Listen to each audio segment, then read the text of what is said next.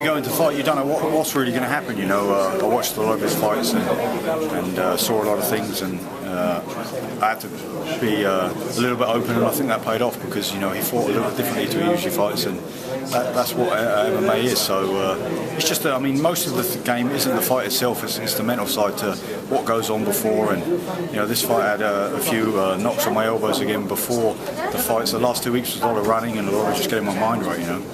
And you've had a difficult year, surgeries and lots of time out of the cage. How are you feeling now? Now you've just come through a tough fight. Well, I feel pretty good. I have a few knocks on my legs, and I'd just like to take sort of 6-7 weeks out.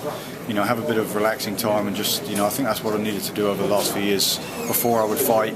Turn around, be in the gym a day later, and fight again a month later. And that's the reason why I had 3 surgeries last year. So now I'll be a little bit smarter, have a little bit more downtime, and just work on my skills.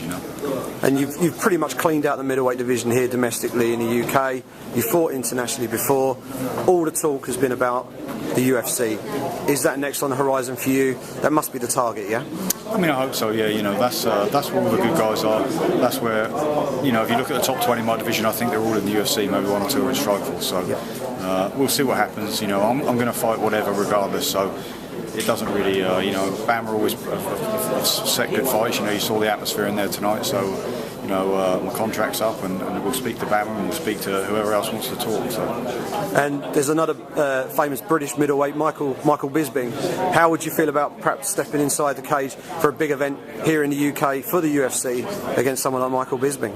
It would be fantastic. Bisping gets a lot of stick, but look at his performances. He's lost, I think, 3 fights to 3 of the best fighters in the world. And really the only convincing one was Dan Henderson, in my opinion. So I rate Bisping. I don't really see that the UFC would do that. I don't see that Bisping would do it. But for me, why not? That would be ideal for me. Go straight into one of the biggest guys in the UFC. But to me, to talk about fighting him is a little bit disrespectful, I think, in my opinion.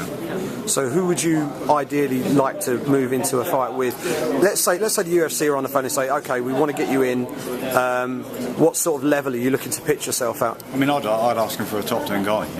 Anybody in the top 10, and just go out there and see what they want to do. So. And final thing, you're known for entertaining the crowd. Your ring walks are legendary. Michael Buble, talk us through that. I don't know, I find ways to entertain myself.